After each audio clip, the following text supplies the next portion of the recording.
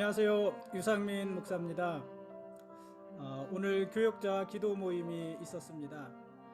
코로나 감염자 수가 연일 최고치라고 해서 갈까 말까 망설였지만 하필 동네 교회에서 모이는 것이라 안 갈 수가 없었습니다.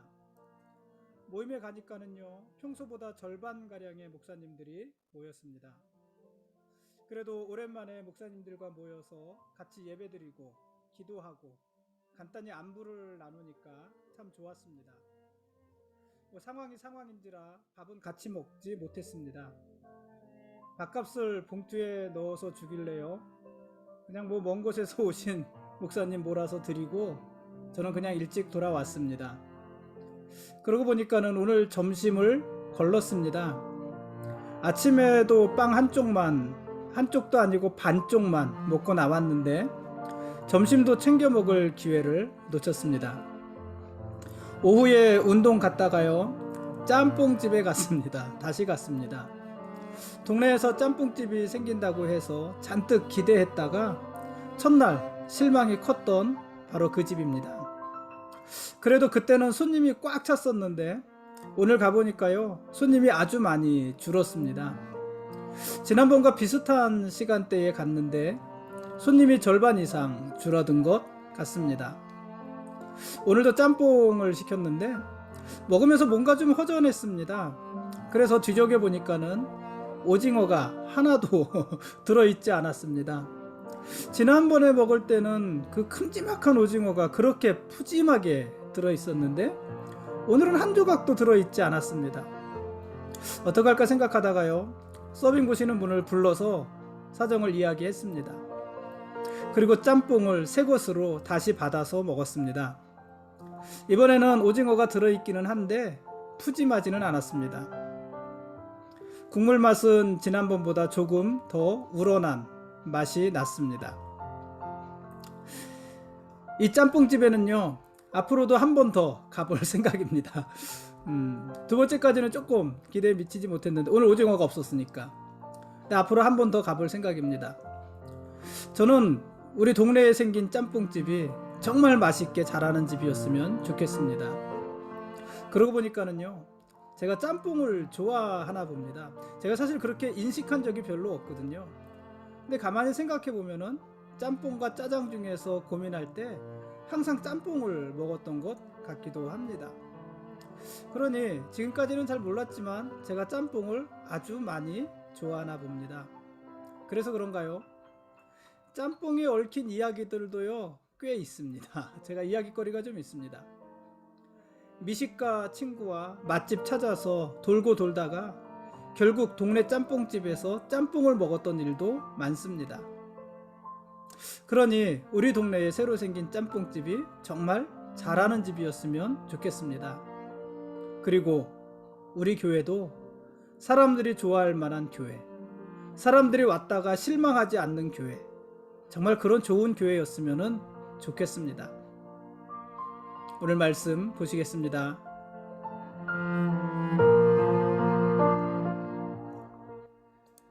오늘 읽을 말씀은 디도서 1장부터 3장까지 말씀입니다. 어제 디모데전서를 읽은 데 이어서 오늘은 디도서를 읽습니다. 이 디도서는 어제 말한 대로 디모데전서, 디모데후서와 함께 목회 서신으로 분류되는 성경입니다. 사도 바울이 디모데와 디도의 목회를 돕기 위해서 기록한 성경이 바로 목회 서신인 것이죠. 목회 서신은 바울이 로마 감옥에 1차 투옥되었다가 석방된 후에 다시 2차로 투옥된 직후 사이에 기록된 성경이라고 어제 소개를 했습니다. 좀 더 구체적으로 이야기를 하면은 디모데전서는 바울이 에베소에서 디모데를 남겨두고 떠난 지 얼마 되지 않아서 기록한 성경이고, 디도서는 바울이 디도를 그레데 섬에 남겨두고 그리고 아가야에서 니고볼리로 향할 무렵에 쓰여진 성경이고, 마지막 디모데 후서는 바울이 로마의 감옥에 두 번째로 투옥되었을 때 그때 지은 성경이 디모데 후서입니다. 그러니까 이 목회 서신이 기록된 순서대로 말을 하면은 디모데전서, 디도서, 디모데후서 이렇게 되는 것이죠. 우리 성경의 배열은 디모데전서, 디모데후서, 디도서 이렇게 되어져 있지만 기록 순서는 디모데전서, 디도서, 디모데후서 이렇게 기록되었다고 보는 것이 일반적입니다. 그것이 옳습니다. 바울이 목회 서신을 기록한 기간은 1년여 남짓밖에 되지 않는다고 그랬잖아요. 그 1년의 어간 사이에 이 세 권의 성경을 다 기록한 거잖아요. 그래서 이 디모데 전후서와 디도서는 내용이 비슷한 것이 참 많습니다.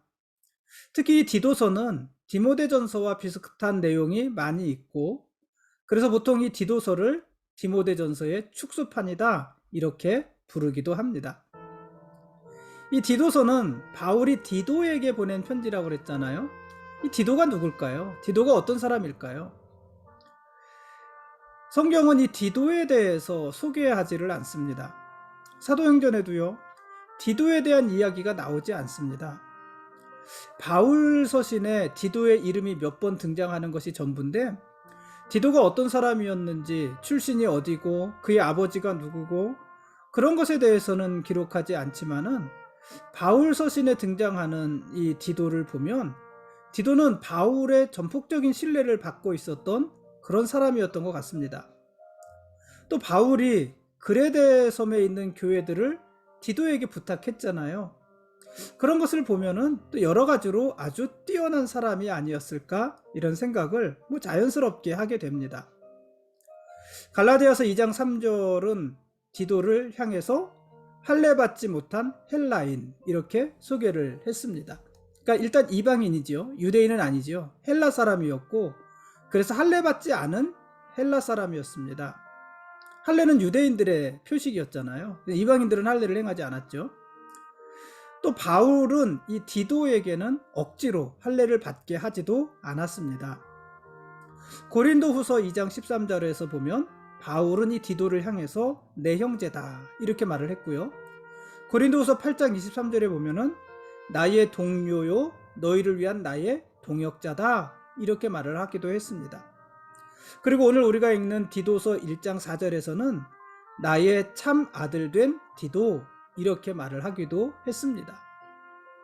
그러니까 이 디도를 호칭하는 바울의 호칭이요, 애정과 사랑으로 가득 차 있습니다.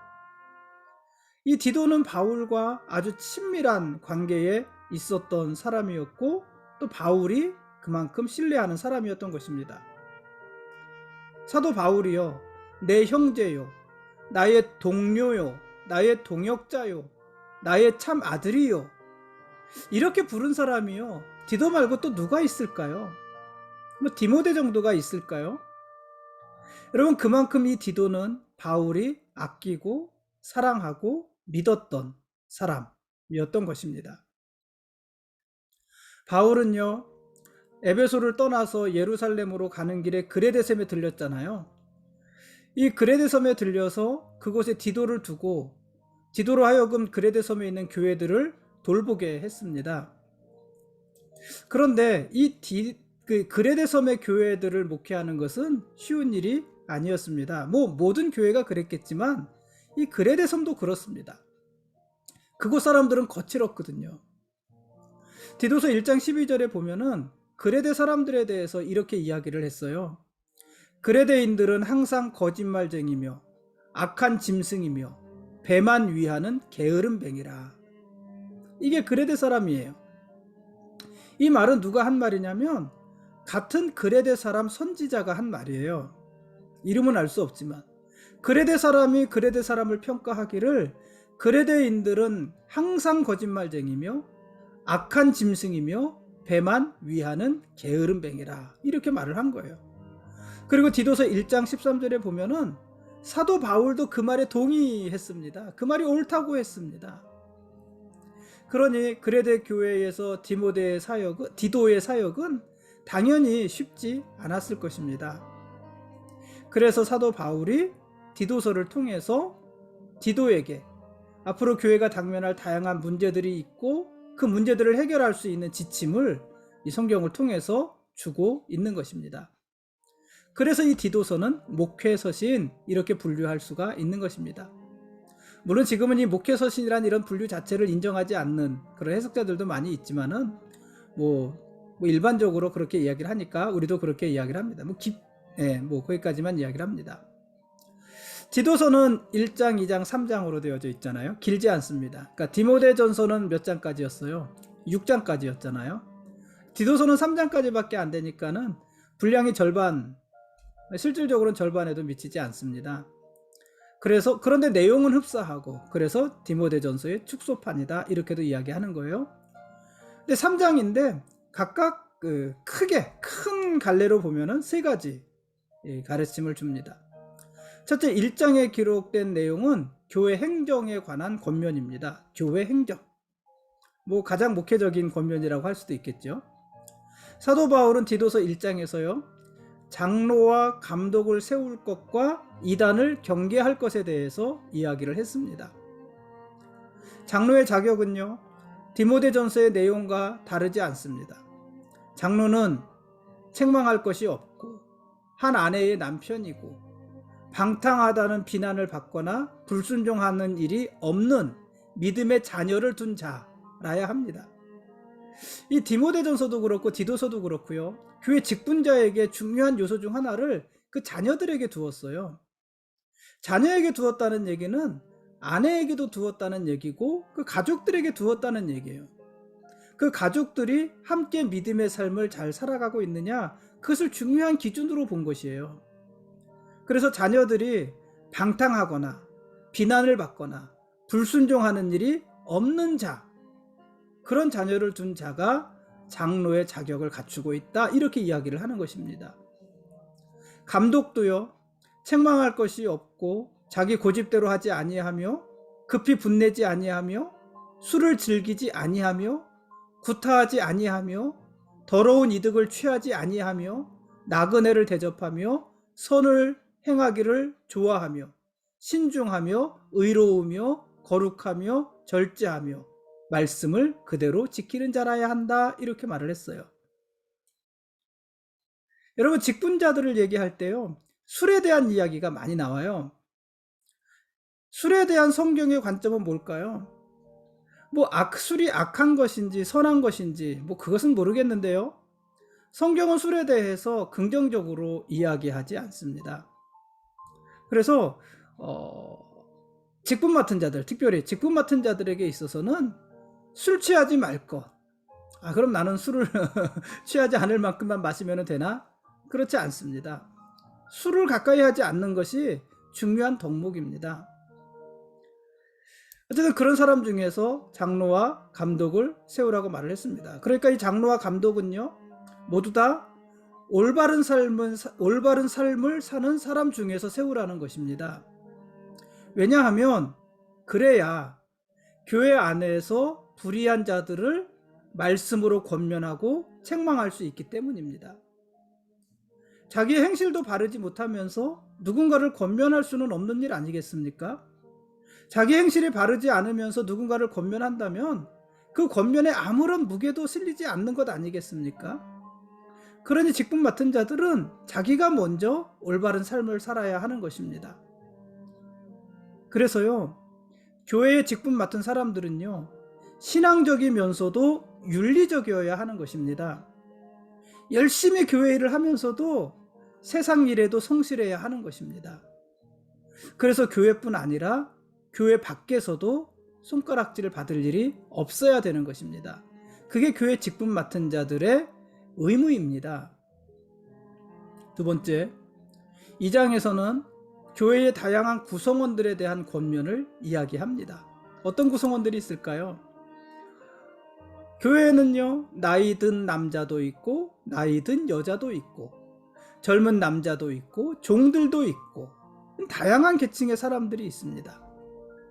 이 사람들은 각각 자기 나이와 자기 인품에 맞게 행동해야 합니다. 이들은 모두 행실을 바르게 해야 하고요, 가족을 사랑해야 하고요, 다른 사람에게 비방받을 일을 하지 말아야 합니다. 바른 말을 해야 되고 삶은 단정해야 합니다. 그리고 자신의 삶에 성실해야 됩니다. 그러니까 교회의 직분자들뿐 아니라 교회의 모든 구성원들이 삶이 중요한 것이에요. 믿음의 고백도 중요하지만 어떻게 살아가느냐, 삶이 중요한 것입니다. 세 번째, 3장에서 성도들의 사회생활에 대해서 또 교훈합니다. 성도들이 세상에서 어떻게 살아야 하는지, 이단들을 어떻게 대해야 하는지에 대해서 이야기합니다. 성도들은 아무도 비방하지 말며, 다투지 말며, 관용하며, 범사에 온유하며, 이렇게 살아야 됩니다. 이단에 속한 자들을 향해서는 한두 번 훈계한 후에 그들이 돌아서지 않으면 멀리해야 합니다. 여러분, 이단은 우리가 그들도 사랑하고 그들도 교회가 받아들여야 돼, 그들이 회개하고 돌아올 때 받아들여야 되지만은요, 여러분 가까이 하면 안 됩니다. 그래서 성경도, 오늘 디도서도 한두 번 권고한 후에 듣지 않으면 돌아서라고 그랬어요. 그들을 멀리하라고 했어요. 어쨌든 이 3장도 성도의 삶에 대한 이야기입니다. 여러분, 신앙은요, 영적인 것으로만 이루어지지 않습니다. 신앙은 육체의 삶, 우리의 삶을 어떻게 살아가는지도 아주 중요한 요소로 거론을 합니다. 이 신앙과 삶은 분리된 것이 아니라 서로 하나라는 것이에요. 우리의 믿음은 삶으로 증명이 돼야 하는 것이고, 우리의 삶은 믿음의 고백이 돼야 하는 것입니다. 삶과 고백이 분리된 것, 그것은 믿음이 아니라는 것입니다. 근데 우리는 고백은 잘하잖아요, 그렇죠? 여러분, 삶을 돌아보십시오. 삶으로 믿음을 증명하십시오.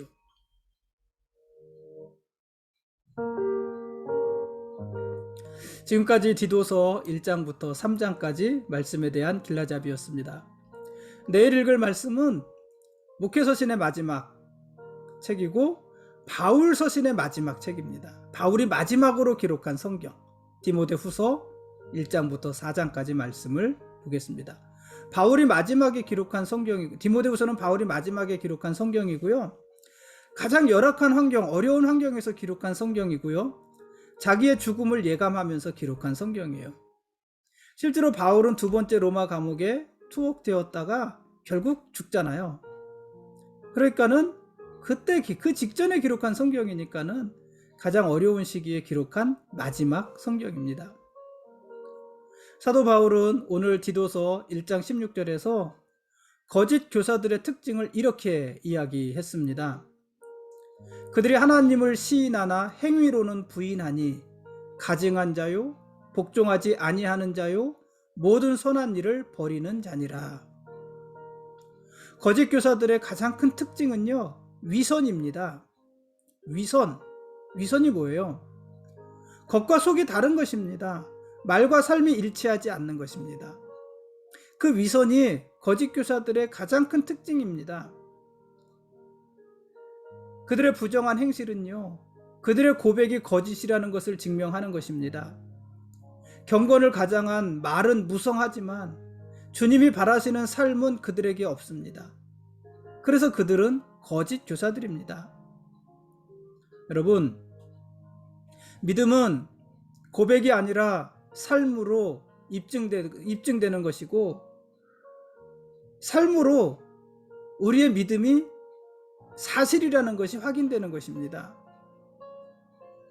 기도의 능력을 믿는 사람은요, 기도의 능력을 말하는 사람이 아니라 오랫동안 기도에 무릎을 꿇는 사람입니다. 그 사람이 기도의 능력을 믿는 사람입니다. 고백이 중요한 것이 아니에요. 그렇죠?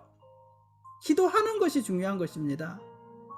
하나님을 사랑하는 사람은요, 말로 하나님을 사랑한다고 3박 4일 고백하는 그런 것이 아니라 힘써서 하나님을 예배하고 예배의 자리에 빠지지 않는 사람입니다. 그가 하나님을 사랑하는 사람입니다. 여러분, 예배가 기쁘십니까? 예배가 기다려지십니까? 우리 교회 예배는 재미가 없고 우리 목사님 설교도 못하고, 그런 걸 넘어서요, 하나님을 예배하는 것이 기다려지십니까? 하나님을 만나는 것이 기다려지십니까? 예배하는 그 시간에 하나님을 만나는 즐거움이 있으십니까? 그렇다면 예배에 빠질 수 없죠. 예배 자리에 함께 할 수밖에 없는 것이죠. 그게 하나님을 사랑하는 것입니다. 고백이 아닙니다. 여러분, 하나님이 우리 삶의 주인이시고 하나님이 우리의 필요를 채우시는 분이라는 것을 정말 믿는 사람은요, 우리 요즘에 365일 동안 계속해서 하나님이 우리의 왕이시라고 고백했잖아요. 정말 하나님이 우리의 왕이심을 믿는다는 것은요, 그렇게 365일 고백한다는 것이 아니라 하나님이 우리의 삶의 필요를 채우시는 분이심을 믿고 우리 삶의 주인이심을 믿는다는 것은 그것을 365일 고백한다는 것이 아니라 하나님 앞에 정직하고 온전한 헌금을 드리는 것입니다. 그것이 하나님을 신뢰하는 것이지요. 하나님이 우리의 삶을 채워주시고 이끌어주신다는 믿음을 증명하는 것이지요. 헌금이야말로 우리 삶의 주인이 누구인가를 분별하게 하는 가장 확실한 기준 아니겠습니까? 그러니까 이 밖에도 등등등등 믿음은 고백이 아니라 삶으로 증명되는 것입니다. 여러분, 감동적인 신앙의 고백이 아니라 어설프고 투박하더라도 하나님이 원하시는 삶을 살아가십시오. 그것으로 여러분의 믿음을 증명하십시오. 그것이 옳습니다. 오늘은 여기까지 하겠습니다. 예수님이 우리의 왕이십니다. 그리고 우리는 그분의 거룩한 백성들입니다. 고맙습니다.